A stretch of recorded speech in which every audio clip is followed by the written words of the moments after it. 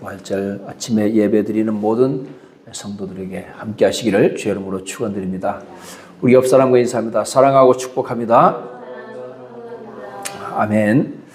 우리가 지난 주일에는 예수님께서 십자가에 못 박히기 전날 밤에 있었던 그 5가지 에피소드를 가지고 우리가 말씀을 나눴습니다. 오늘은 예수님께서 공회에서 재판받는 사건부터 시작해서 부활 후에 40일 동안 이 땅에 계시다가 승천하시면서 내리신 최후의 명령까지의 사건을 통해서 함께 은혜를 나누고자 합니다.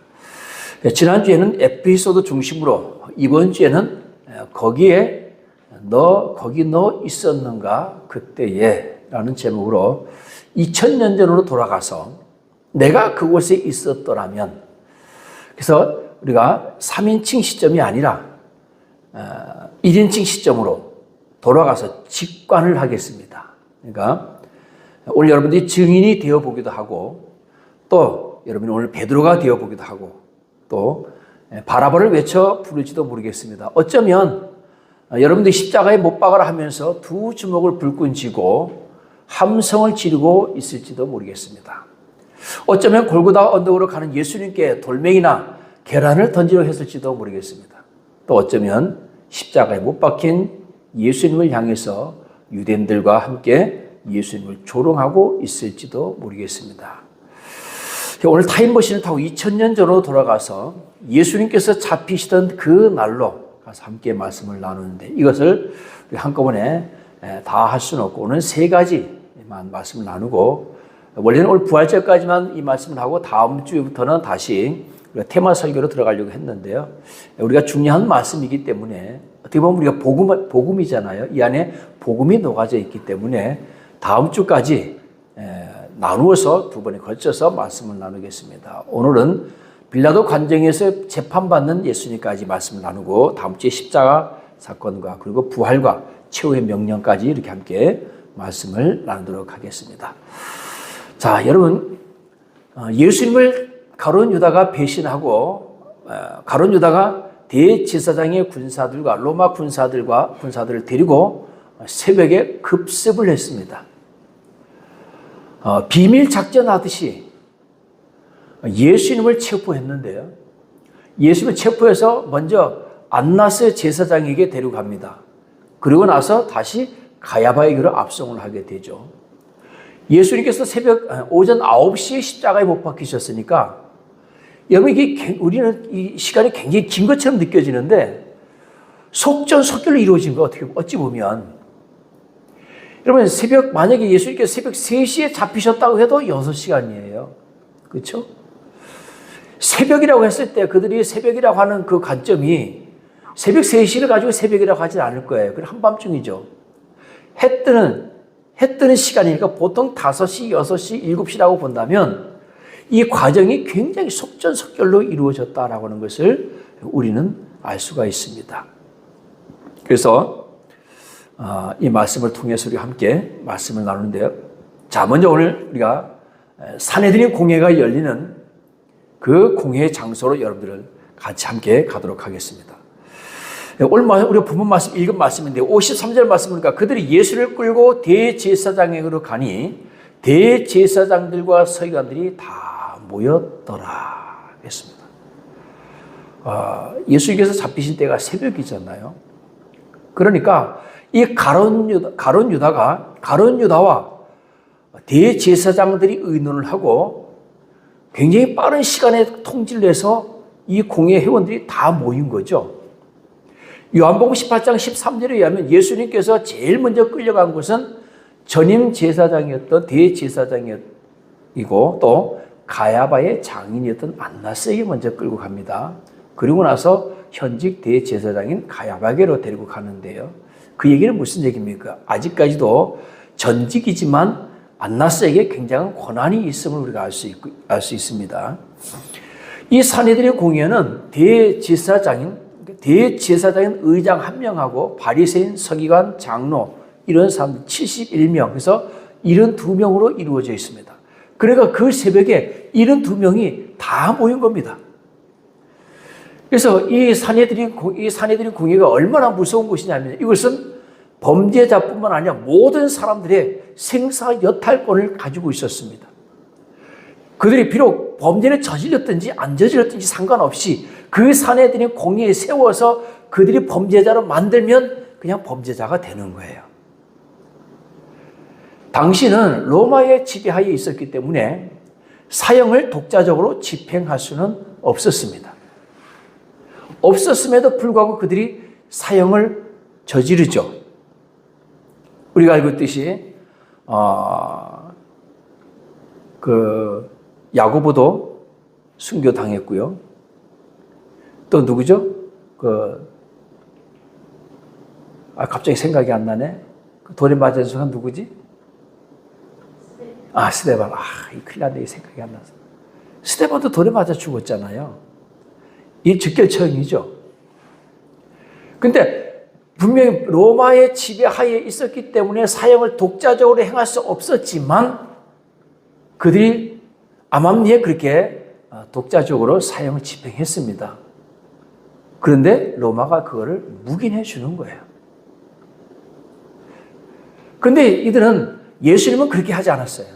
그렇게 하지 않고 빌라도에게 데려가서 합법적으로 예수님 죽이려고 했다라고 하는 것이죠.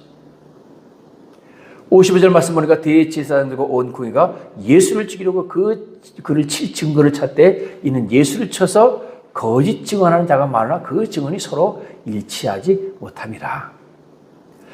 자, 이제 증인들이 나와서 예수님을 칠 증언들을 하는데 그 증언이 일치하지 않았다는 얘기입니다. 그 중에 대표적인 게 바로 뭐냐면 이 성전을 내가 헐고 손으로 짓지 아니한 다른 성전을 사흘 동안에 내가 짓겠다라고 했다는 거예요.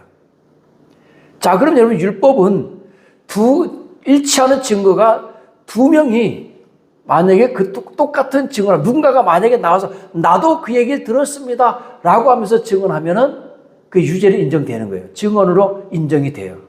그런데 그것조차도 일치하는 사람들이 없었다라고 하는 얘기입니다. 이건 뭘 의미하냐면요. 그들이 긴급하게 사내들인 공회 회원들은 모집했지만 재판 과정 중에서 예수를 칠 증언을 하라라고 하는 거짓 증언자들을 세울 수 있는 그런 시간은 부족했다라는 거죠. 없었다라고 하는 거죠. 그 생각까지 못한 거죠. 요한복음 2장 19절에 보면 너희가 이 성전을 헐라 내가 사흘 동안에 일으키리라 그랬어요. 그때는 유대인들이 말합니다. 이 성전을 짓는데 46년 걸렸는데 내가 이걸 3일 만에 다시 짓는다고? 요한복음은 그렇게 따져요. 그때는 예수님께서 이렇게 말씀합니다. 그러나 예수는 성전된 자기 육체를 가리켜 말씀하신 것이라. 즉 당신이 십자가에 죽으시고 3일 만에 다시 부활하심을 말한 건데 그때 당시 유대인들은 예수님께서 성전을 헌다라고 생각을 한 거예요. 예수님께서 부활하신 후에 제자들이 이 말씀을 깨달았다라고 요한복음은 그렇게 말씀을 하고 있습니다. 그러니까 예수님께서 하신 말씀과 그들이 들은 말이 전혀 다른 거죠. 너희가 헐면 예수께서 일으키시겠다고 하셨는데 이들이 뭐라 그래? 너희가를 내가로 살짝 틀어서 고발했지만 결국은 성전 모독죄에 대한 증언도 일치되지 않아서 채택이 안 됩니다. 그러니까 이제 뭘 찾는 거예요? 증거물. 거짓 증언하는 사람들이 그 증언이 일치하지 않으니까 증거를 찾는 거예요. 그 증거를 뭔 증거를 찾아야 예수님을 고발할 증거를 찾아야 가서 빌라도에게 고발하게 되거든요. 그러니까 할 수 없이 대제사장 가야바가 났습니다. 너는 아무도 대답도 없느냐? 이 사람들이 너를 치는 증거가 어떠하냐? 대답을 안 하는 거예요. 침묵하고 아무 대답도 아니하시는 걸 그때 가야바가 묻습니다. 네가 찬송받을 이의 아들 그리스도냐? 예수님께서 이르시되 내가 그니라. 아멘. 여러분 지금까지 예수님께서 단 한마디도 안 하셨어요. 빌라도가 나중에 헤롯이 신문할 때도 전혀 말하지 않습니다. 그러다가 가야바가 내가 찬송받을 이 아들 그리스도냐라고 물으니까 내가 그니라라고 해요. 이걸 갖다 우리가 뭐라냐면 유도신문이다 그럽니다. 예수님의 입으로 내가 하나님의 아들임을 인정하게끔 신문을 한 거죠. 만약에 내가 찬송받으리 아들 그리스도냐 하고 만약 예수님께서 가만히 침묵하고 있으면 뭐가 되는 거예요? 아닌 게 되는 거죠. 예수님 스스로가 거부하는 거죠. 그 질문에 대해서 부정하는 거죠. 그 예수님이 답할 수밖에 없어요. 내가 하나님의 아들이냐? 그래, 하나님의 아들이다. 라고 말할 수밖에 없는 거예요. 아니야, 나 하나님의 아들이 아니야. 라고 할 수가 없는 거예요. 그러자 대제사장 가야바가 이 말이 떨어지기가 무섭게 자기 옷을 찢고 우리가 어찌 더 증인을 요구하리요. 자, 이제는 예수님 본인 입으로 스스로가 내가 하나님의 아들이다라고 고백을 했기 때문에 더 이상의 증거가 필요가 없는 거예요. 또 다른 증언이 필요가 없는 거예요. 본인 스스로가 실토했기 때문에. 우리로 말한다면 만약에 이렇게 얘기할 수 있죠. 만약에 가야바가 검찰이고 빌라도가 판사면 예수님께서 판사 앞에 가가지고 나는 그렇게 대답하려고 안 했는데 그냥 억압에 의해서 강압에 의해서 어쩔 수 없이 이렇게 고백했다 라고 할 수도 없는 거예요. 우리 그렇게 많이 하잖아요. 그렇죠? 많은 사람들이 재판정에 가가지고 나는 아닌데 검찰의 강압적인 수사에 의해서 내가 했다라고 고백했다. 증거가 없으면 이게 또 먹히거든요. 그러면 또 무죄가 될 수 있어요. 강압에 의한 어쩔 수 없이. 근데 예수님은 강압에 의한 게 아니거든.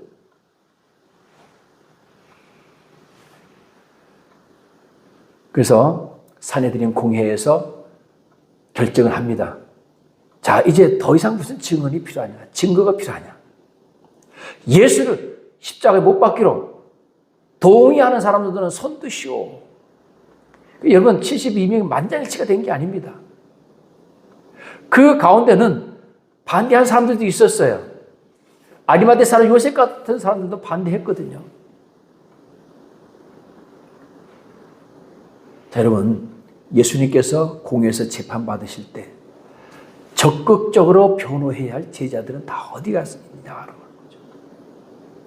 다 도망가고 베드로가 쫓아와 있지만 모닥불 옆에 앉아서 불 쬐고 있었어요. 54절 보니까 베드로가 예수를 멀찍이 따라 대제사장 집들 안까지 들어와서 아랫 사람들과 함께 앉아 불을 쬐더라. 예수님을 따라가는 나의 위치, 오늘 나의 위치는 어디입니까? 예수님과 동행하고 있습니까? 아니면 예수님과 멀리 떨어져 가고 있습니까? 오늘 여러분 내가 예수님을 따라가는 나의 위치가 그 위치가 무슨 척도냐? 나의 신앙의 척도가 되는 거예요. 그 신앙의 척도는 뭐로 나타납니까? 우리가 예배하고 기도하고 찬양하고 이 땅에서 하나님 말씀대로 살아가고 이것이 그대로 나타나는 거예요. 여러분 이렇게 예수님과 멀찍이 떨어졌던 베드로 그리고 예수님을 다 부인하면서 예수님 잡혀갈 때 다 도망갔던 그 사도들 지금 다 꽁꽁 숨어 있습니다. 그 제자들 자기도 잡혀갈까 봐 다 꽁꽁 숨어 있어요. 못 나옵니다. 바깥으로. 그들이 부활하신 예수님을 만나고 나중에 마가의 다락방에서 그들이 성령 받고 난 이후에 그들의 모습은 180도 달라졌습니다. 이제 그들은 예수님과 동행하는 정도가 아니라 그 심령 속에, 그 영 속에, 그 사람들 속에 예수님께서 들어오셔서 그 안에 성령으로 함께 하심으로 이제는 예수님과 하나가 된 거예요. 할렐루야. 동행하는 정도가 아니라 따라가는 정도가 아니라 예수님과 같아져 버린 거예요. 그래서 이제는 두렵지 않습니다. 도망가지 않아요. 담대하게 사람들에게 복음을 전합니다. 죽음을 두려워하지 않습니다.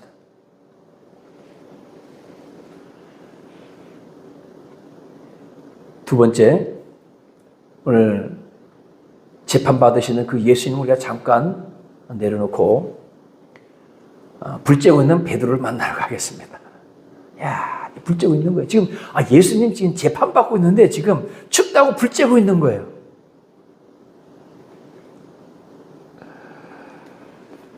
오늘 사랑하는 여러분, 예수님의 재판 받으실 때 그 베드로의 심정은 어땠을까요? 한번 가서 좀 물어보세요. 불제거든 베드로에게. 너 지금 마음이 좀 어떠냐? 심란하지? 제가 만약에 그 자리에 있었으면 그 여종처럼 너 예수님과 같은 도당이지? 같은 한패지? 이렇게 물어볼 게 아니라 너 지금 마음이 어떠냐? 이렇게 물어보고 싶어요. 네 심정이 어떠냐? 베드로야. 자, 여러분, 예수님의 제자들이 물론 말씀 속에서 예수님이 그리스도고 메시아고 이런 것을 많은 고백을 했지만 때로는 그들의 생각 속에 예수님께서 원하시던 그 길과 제자들이 원하던 길이 다르다라고 하는 것을 우리는 성경 속에서 많이 봤습니다. 그렇죠? 때로는 이 제자들은 예수님께서 이 땅에 오신 목적이 이 땅을 해방시키러 온 줄 아신 거예요. 로마로부터 해방시키고 예루살렘에 하나님의 나라를 다시 세우는 어떤 정치적인 그런 혁명가로서 우리로 말하는 독립운동가로 본 거죠. 그래서 구약 성경 속에 말씀에 나왔던 것처럼 모세처럼 그렇게 우리를 애굽으로부터 해방시켰던 그 모세처럼 예수님도 그러할 것이다 라고 하는 그런 큰 기대감을 가지고 있었어요. 그래서 예수님께서 내가 3번씩이나 4번씩이나 예수님께서 십자가에 죽으시고 부활하시고 이걸 말씀하셨지만 제자들 그걸 귀담아 듣지 않았어요. 그런 베드로가 지금 그 불쬐면서 어떤 생각을 하고 있었을까? 누가 좀 가서 취재를 좀 해봤으면 좋겠어요. 베드로는 지금 심정이 어떻습니까? 이 상황을 좀 어떻게 생각하십니까? 지금 예수님께서 이렇게 십자가에 지금 예수님께서 저렇게 잡혀서 지금 재판을 받고 지금 신문을 받고 있는데 지금 심정이 어떻습니까? 좀 물어보고 싶어요.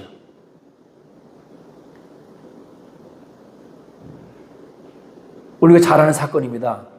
베드로가 예수님을 3번씩이나 부인합니다. 너도 나사렛 예수와 함께 있었도다. 베드로가 부인할 때 나는 내가 말하는 것이 무엇인지 알지도 못하고 깨닫지도 못하겠노라 하면서 앞들로 나갑니다. 우리가 지난 29절, 14장 29절에 다 주를 버릴지라도 결코 주를 버리지 않겠나이다. 내가 주와 함께 죽을전정 주를 부인하지 않겠습니다 했던 시간이 몇 년 전 사건도 아니에요. 몇 달 전도 아닙니다. 불과 바로 어제 밤에 몇 시간 전에 있었던 사건입니다. 이런 결단은 어디 가고 황급히 변명하면서 베드로가 그 자리를 떠나갑니다. 여러분, 제가 베드로의 심정을 조금 이해해 보려고 했어요. 지금까지 그 당당하던 예수님,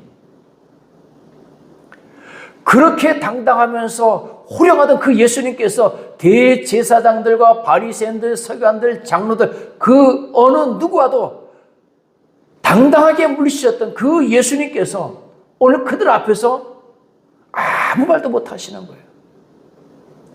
하다못해 하인들이 와서 때리고 침뱉고 조롱해도 아무 말씀도 안 하시는 거예요. 모든 병자들을 살려내시며 죽은 자도 살리신 그런 능력자께서 이렇게 무기력하게 잡히고 재판을 받고 조롱을 받고 사형에 넘겨지는 걸 보면서 그 베드로의 심정이 어땠을까? 예수님께서 이미 4번이나 예고해 이런 일이 있을 거니까 왜 예수님께서 얘기했겠습니까? 나 잡혀갈 때 너희 다 도망가라. 꼭 기억하고 있다. 다 도망가라. 그런 의미가 아니거든요. 그러면 예수님께서 나 잡혀갈 때 너희들이 다 나를 구해야 된다. 그런 의미도 아닙니다. 왜 내가 잡혀가야 되고 왜 내가 부활해야 되고 이것들을 너희가 좀 깨달아라라고 하는 것입니다. 내가 이 땅에 온 것이 예루살렘에 가서 로마 군인들을 몰아내고 그곳에 다시 이스라엘을 다시 세우는 게 그게 하나님께서 오신 목적이 예수님께서 오신 목적이 아니었기 때문입니다. 만약에 예수님께서 그 목적으로 오셨다면 그 목적을 이루었을 거예요.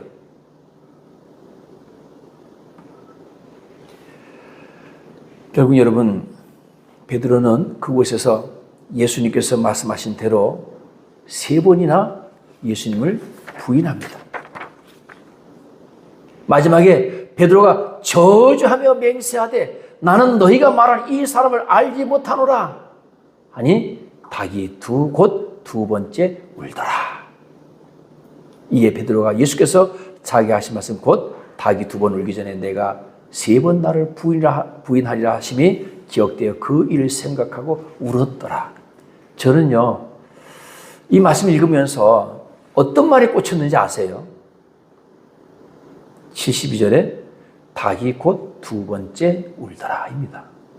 왜냐하면요, 두 번째 울었다는 얘기는 닭이 첫 번째도 울었다는 얘기죠. 그 이전에 한번 울었다는 얘기죠.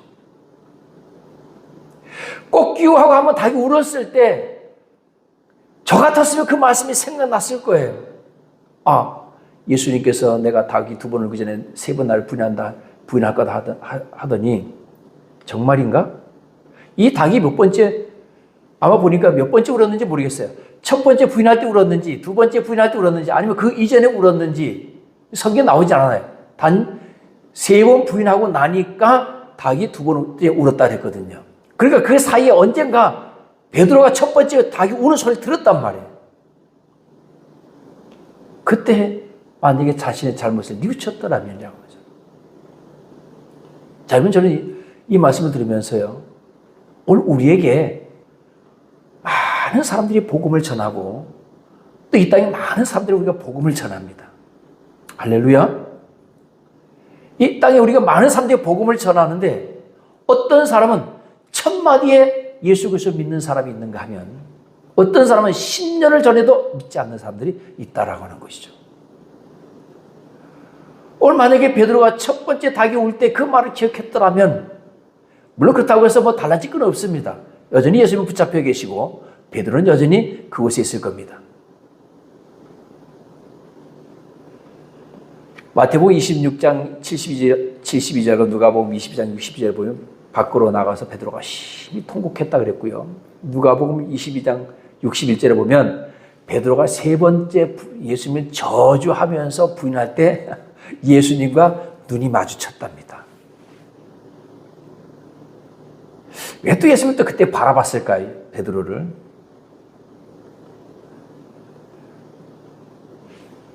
오늘 사랑하는 여러분, 베드로는 자신의 약속을 지키지는 못했지만 예수님께서 빌라도 관정에 잡혀있을 때 그곳에 있었습니다. 그곳에 있었지만 그는 무기력한 제자였습니다. 아무것도 할 수 없어요. 단 한마디도 나는 예수님의 제자라고 말하지 못했습니다.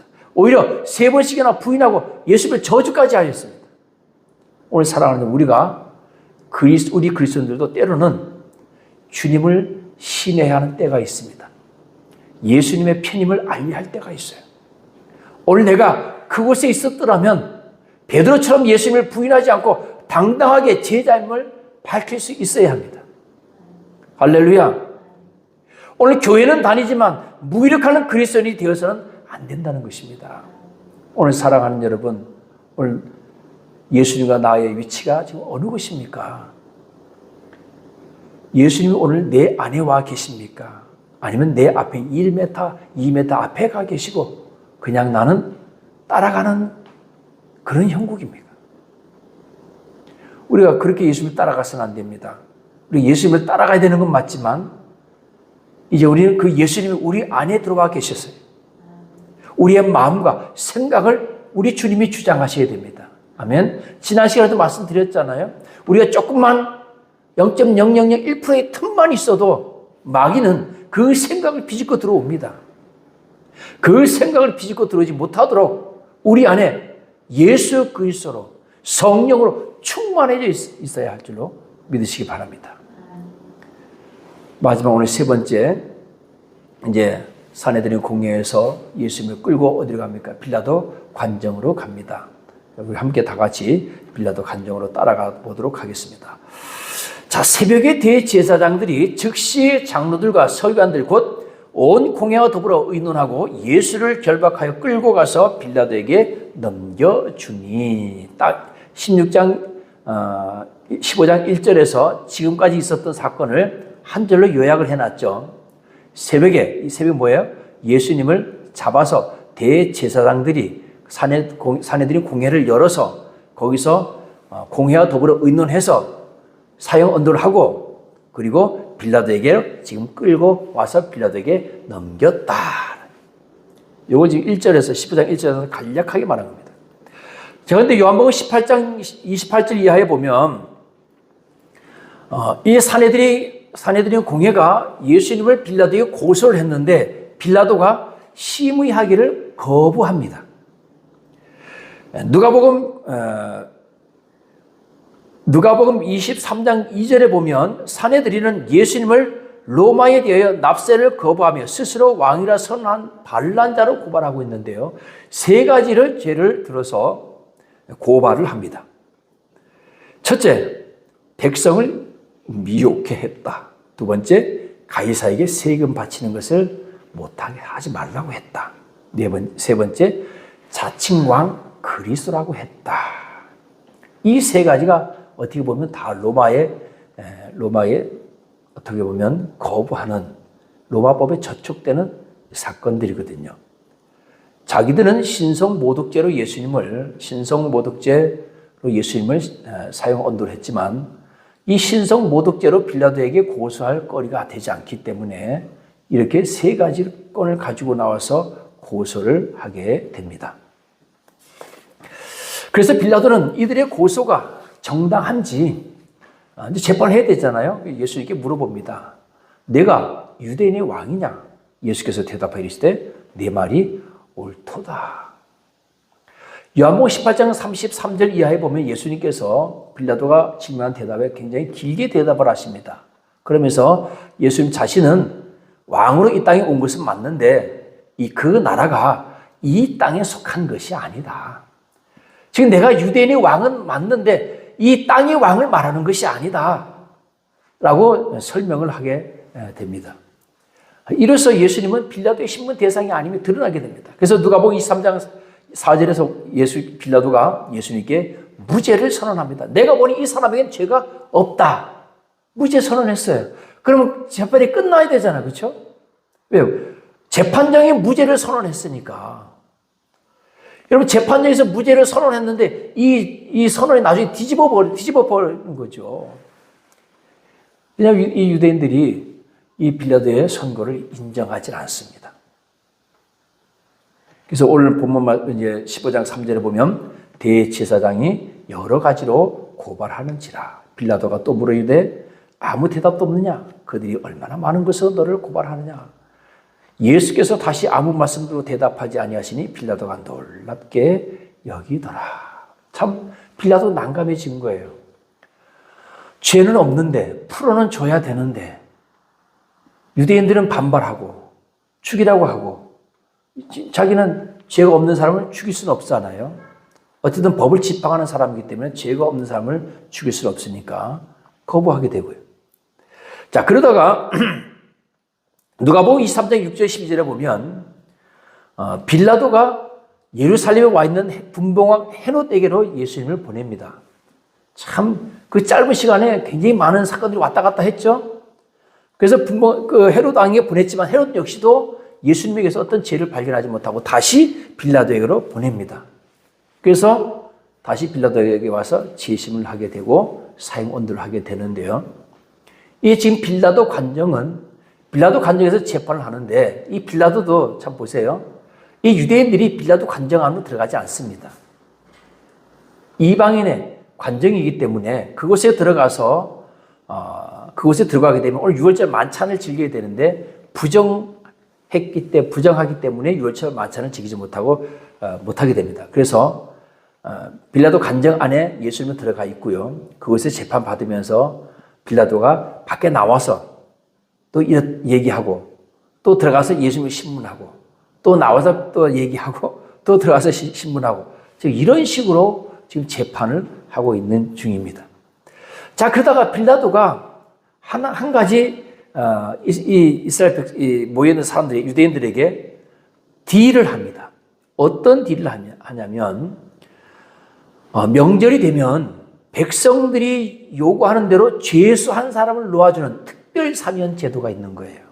그런데 만약에 그 죄수가 어떤 사람이 되었든지 백성들이 요구하는 그 죄수가 어떤 흉악범이라 할지라도 놓아주게 되는 굉장한 거죠. 죽을 사람도 살리는 아주 그런 아주 법이니까 이것이 명절 때니까요. 명절 때만 되면 매년 한 명씩 이렇게 살아날 수가 있는 거죠. 명절이 매년 있으니까. 자, 그래서 빌라도가 이걸 얘기합니다. 지금 감옥에 사형수가 하나 있는데 바라바라고 하는 사람이 하나 있다. 내가 유대인의 왕을 놓아주기를 원하느냐, 아니면 이 바라바를 놓아주기를 원하느냐. 10절에 보니까 이는 그가 대제사장들이 시기로 예수를 넘겨준 줄 알미러라 그랬습니다. 그러니까 여러분 빌라도도요, 어쨌든 정치가 아닙니까? 그러니까 유대인들이 왜 예수님을 죽이려고 하는지 그 이유를 아는 거예요. 시기함으로 인해서 죽이려고 한다는 것을 알고 있었습니다. 그러니까 빌라도도 이 사건의 진실을 알고 있는 거예요. 그러니까 빌라도가 설마 그 흉악범하고 예수님하고 둘 중에 누구를 살려줄까 하면 당연히 그래도 그 흉악범, 살인범, 사형수인 바라바를 놓아달라고 하겠느냐? 당연히 예수를 놓아달라고 하겠지. 빌라도가 이렇게 생각한 거예요. 그때는 대제사장들이 무리를 충동해서 도리어 바라바를 놓아달라 하게 하니. 자, 여러분 이게 무슨 말씀이냐면요. 그러면 무리들은 생각하기를 예수님이 그렇게 큰 죄 지은 게 없거든요. 하나님의 아들이라고 했지만 거기는 모여있는 사람들 가운데 때로는 예수님에게 말씀을 들었던 사람도 있고 어떤 사람 병 고친 사람도 있었을지도 모르겠어요. 그 사람은 죽이라고 하진 않겠지. 근데 그들도 예수님에 대해서 잘 알고 있단 말이에요. 근데 그런 예수님을 죽이라고 하는 것과 바라바를 둘 중에 하나 바라바를 살려줄까 했을 때 무리들은 술렁인 거죠.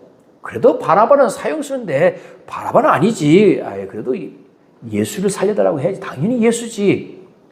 근데 예수님은 우리 병도 고쳐주고 여러 가지 좋은 일들 많이 했잖아요. 특별히 죽을 일 하는 건 없거든. 그런데 대제사장들이 어떻게 했다고요? 무리를 충동하여 그랬습니다.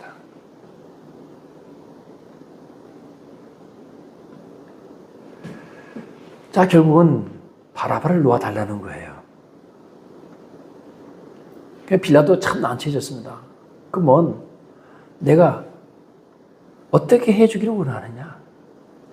이 유대인의 왕이라 하는 일을 내가 어떻게 했으면 좋겠느냐? 십자가에 못 박아라.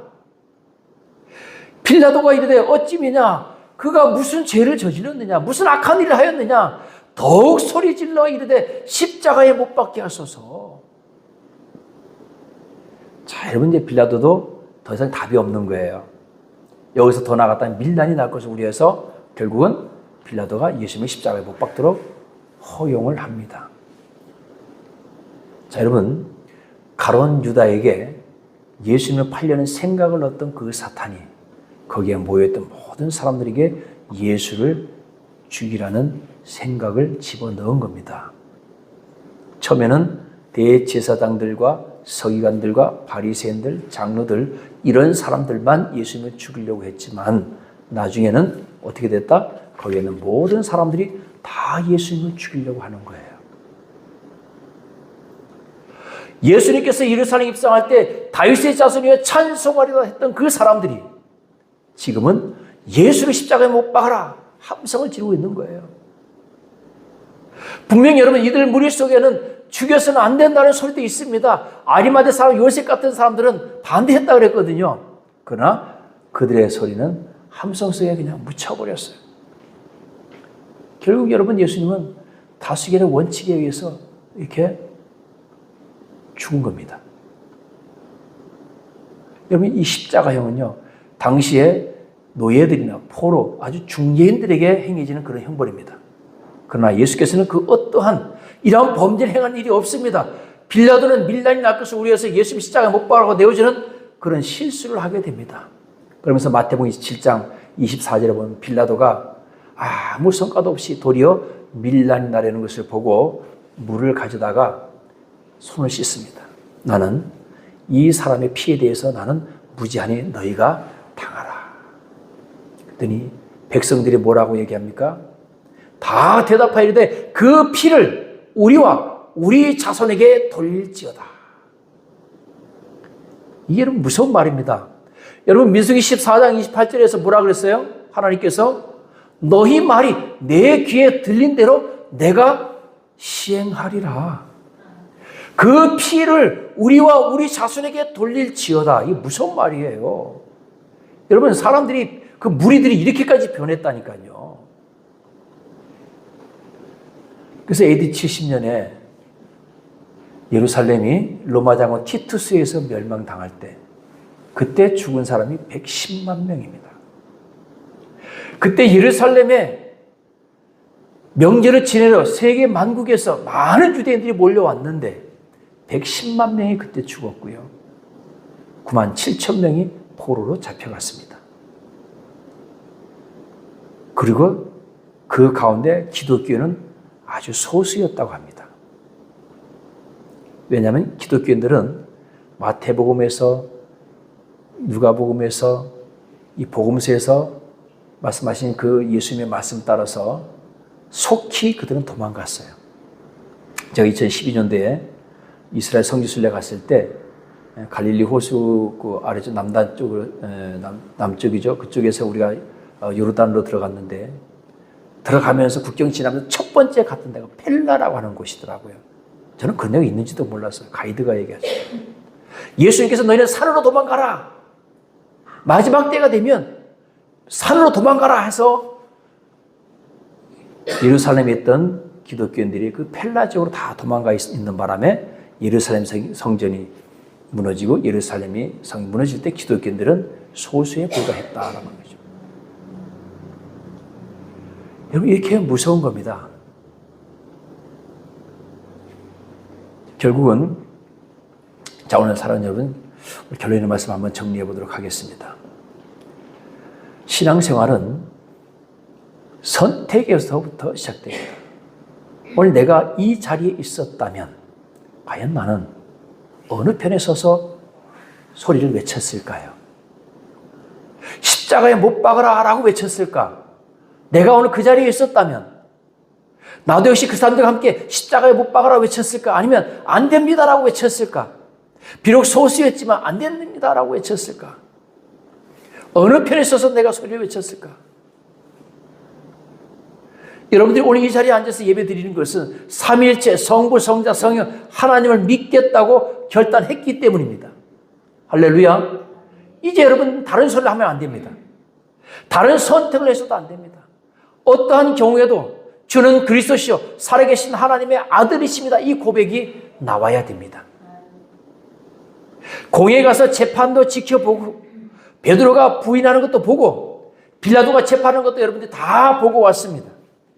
여러분의 심중에 어떤 소리가 들려옵니까? 2024년에 내가 아닌 서기 30년경 무렵에 그 장소에 내가 있었다면 나는 어떻게 하셨을까? 난 어떻게 하였을까? 내가 오늘 그곳에 함께 예수님의 제자들과 함께 있던 그 자리에 있었고 산헤드린 공회에서 예수님 재판받는 그 자리에 내가 있었고 빌라도가 재판받는 그 자리에 내가 있었다면 나는 어느 편을 지지했을까? 거기 너 있었는가? 그때 첫 번째 결론입니다. 신앙생활은 먼저 입술로 주를 나의 주로 고백하는 데서 시작합니다. 그리고 그 주님의 뜻을 따라서 사는 것입니다. 그리고 그 어떤 환경 속에서 끝까지 주님을 부인하지 않는 것. 할렐루야. 누가복음 12장 8절 말씀을 보면 내가 또한 너에게 말하노니 누구든지 사람 앞에서 나를 시인하면 인자도 하나님의 사자들 앞에서 그를 시인할 것이요. 우리가 사람들 앞에서 하나님을 시인하면 예수님을 시인하면 예수님도 하나님 앞에서 우리를 시인하겠다라고 하는 것입니다. 오늘 어떤 환경 속에서든지 어떤 시대가 되었든지 내 삶의 자리가 어느 곳이 되었든지 우리는 늘 하나님 편에 서시기를 주의 이름으로 축원드립니다. 우리는 늘 주는 그리스도시요 살아계신 하나님의 아들이십니다. 고백하는 여러분 되시기를 주의 이름으로 축원드립니다. 기도합니다.